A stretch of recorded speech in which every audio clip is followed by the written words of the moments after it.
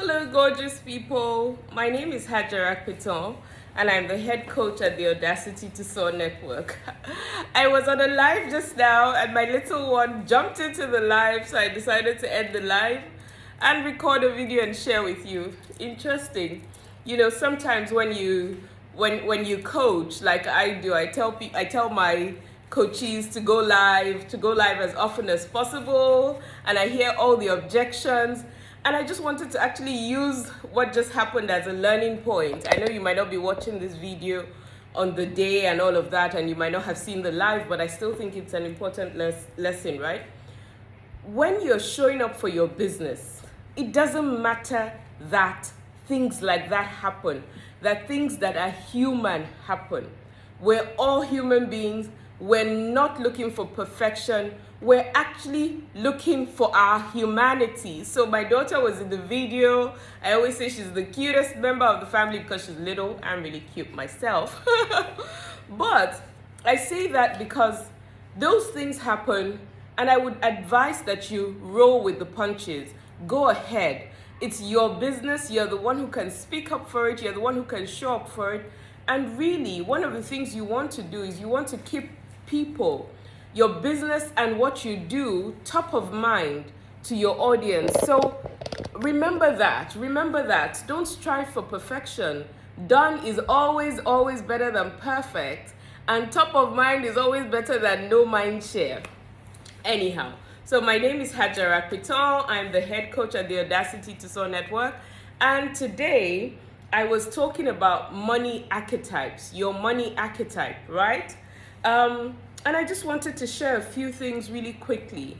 I was sharing that a lot of us have emotions around money.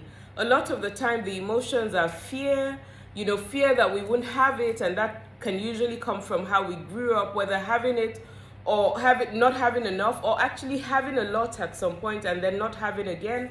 Sometimes there's shame. It's almost like survivor's guilt that, oh, why do I have and the people in my family don't have, or the people around me don't have, in which case we don't enjoy the money that we have, right? And for some of us who earn money, we sort of live in what seems to be a feast of famine mode, right? You have today and you don't have tomorrow. So for salary earners, that's why there's the thing called payday remorse. You get the money today, you get paid today, but by today, as you're getting paid, you're feeling bad already because like the money has already finished, right? There's so many emotions tied around money. For some of us, it's envy. You see other people who are living well and you're like, oh, how do they have, oh, are they actually doing what they said they should do? And those things could have, or what they said they're doing. And those things could have started from home. When you were young, your mom was saying things like, oh, look at that person, he's a businessman. And when they say businessman, they use it to say that that person is a cheat, or that person is not making money by means that are good or clean, right? Such that even as you start to grow up and you see other people who are making money, in your mind is like, they must be doing something that they shouldn't be doing for them to have it. So there's so many emotions tied to money. Now, what the emotions tied to money cause us to do is that it causes us to react in different ways. So for the child that comes from the home, or two children can come from a home, or two people, because we're assuming that we've grown now, two people can come from a home where there was poverty, right? And they can each now be doing relatively well as they grow up.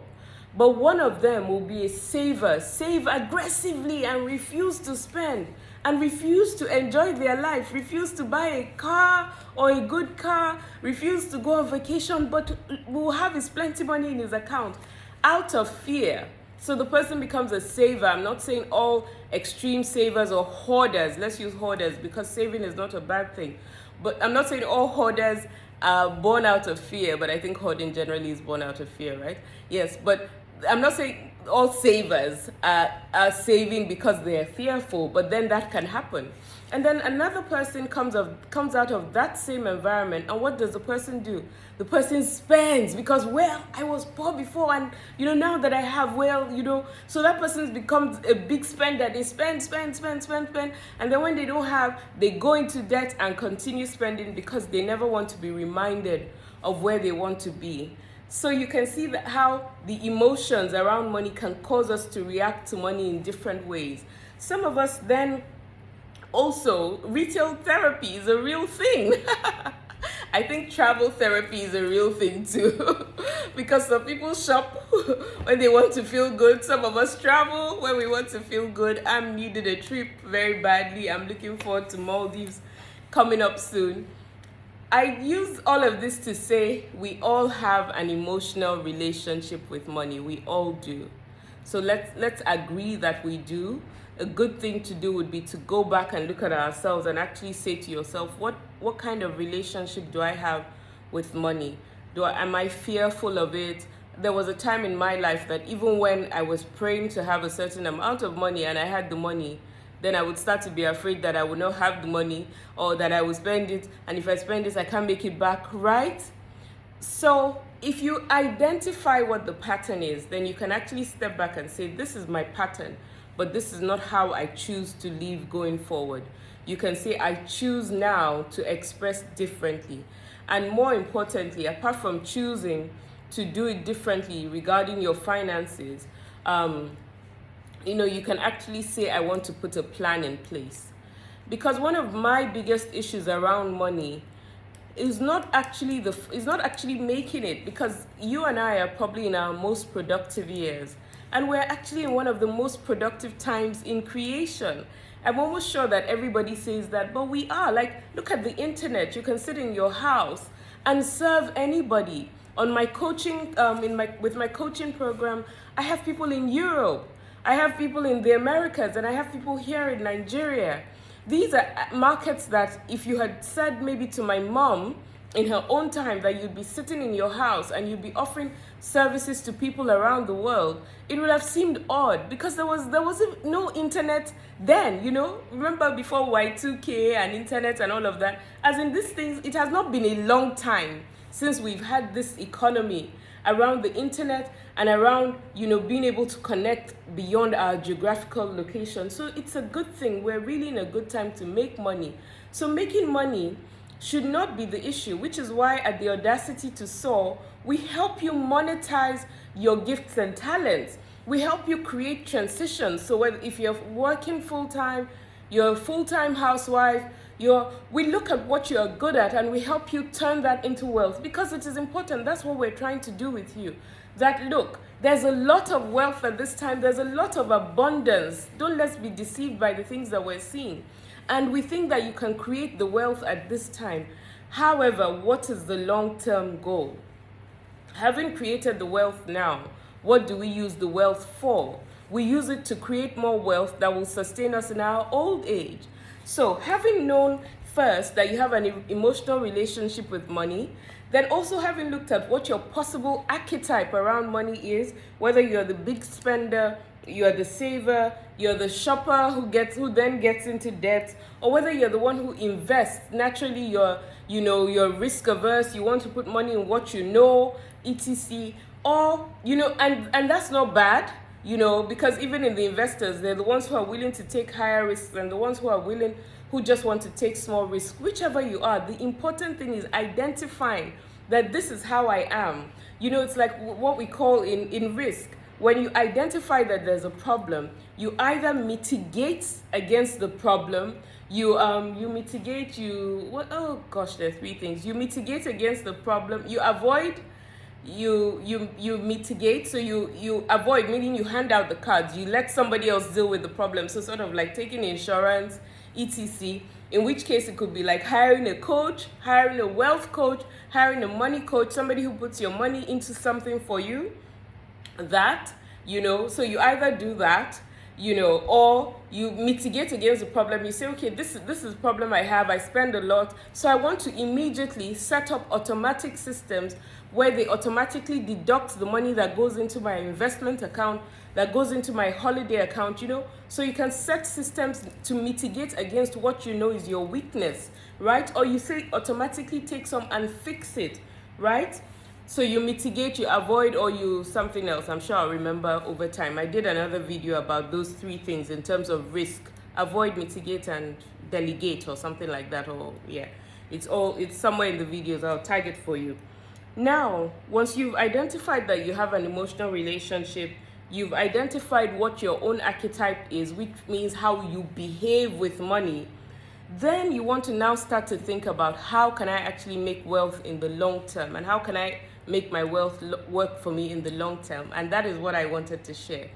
I wanted to share that in this time I have three major thoughts around, keeping your money and making your money work, right? This is aside from what we do with you when we help you create the money itself and then put it in vehicles that you make money from. So one of the things that I would say is the first and most excuse me, the first and most important thing you must do is create additional streams of income. I don't think that this is a time in our current reality, whether you are in Nigeria or anywhere in the world, where you just want to be making one source of income. I think that if you're lucky enough to be making one source of income, that income becomes income that you can invest, so that you're making another source of income. And you can invest in things that you can see around you. Whether it's like what we do in Nigeria, you're investing in a boat, like getting a taxi that someone drives for you. You invest in an Airbnb where you come with people and buy, rent a property. Tell the landlord what you want to use it for. Let him agree first, right? Then you invest in that property and you use it for that, and you make money off it. Or you actually, if you have enough, buy the property, buy unit trusts, buy things that are tangible.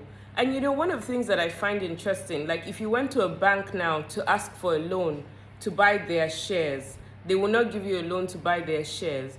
But if you went to a bank to ask for a loan to buy land, to buy things that they can touch, see, feel, they will give you a loan for. I think you should take an indication from these people who actually sort of control the money systems. Those things that they won't allow you use their money for, don't use your money for generally. I'm not saying don't buy stocks, because stocks are good. But remember that, just think that at the beginning you want to buy things that are a little tangible and things that create more money for you. So first thing is create additional streams of income. I would say the other thing is hold other currencies, right? So, of course, I'm sure we can all see that now. Hold other currencies, try and earn in other currencies. I don't know anything about forex trading, but I hear the people who are doing it well. I like the idea of, cryptocurrencies just for trial's sake. But I would say with those, if you're not savvy, use an amount that you think you can lose, right? And that you can sort of play with over time. So, but hold other currencies. And I would say finally, diversify your portfolio. So if you're holding stocks at this time, know that you should be adding land to it, be adding foreign properties to it if you can. So I don't know if you guys do this, but let's say you go to places like Disneyland, you go to places like Dubai, places where tourism is heavy. They sell you units, they sell you ownership in properties, but in units of time. So you own the property for 3 months of every year, and for those 3 months of every year, when they rent out the property, you get income. So whether it's property so they call it timeshares. So whether it's property that you actually live in, as in when you go there, you stay in those places, or it's not actually a place you want to stay in. It might be higher end than you want to stay in. It might be lower end, but it's property that can make you income. It's property in a touristy place where people, it's usually booked most of the year round. So you earn income from that. So that's a way to diversify your portfolio and actually own pieces of real estate in places that you don't live. Okay, so I just wanted to share those thoughts around money. My name is Archetype, and at the Audacity to Soar, we help women, especially women who are transitioning, to transition from either full-term employment or, whatever it is they're doing into entrepreneurship, so that they're able to increase their sources of income and use those sources of income to create wealth for them in the long term. One of the reasons why I do what I do is because I have been on this journey, being a firstborn in a Nigerian household, all the things that usually have to happen for your family to survive and thrive. And I have, over the course of my career, I have looked and thought, how can I sustain and create and sustain wealth over the long term? How do I not allow my children start at point zero? How is it that I can have a good and great old age in this society where there is no credit, where there's no social system, where there's no real welfare? What it means that what happens is that what will keep you when you're old is what you do when you're young, is what you do when you have strength, is what you do when you're strong. And it's not just that you make money, it's that you make money and that money makes money for you. At the Audacity to Soar, that's what we're doing together. We help you make money in a way that is authentic to you. And then we help you use that money to make money for you in the long term.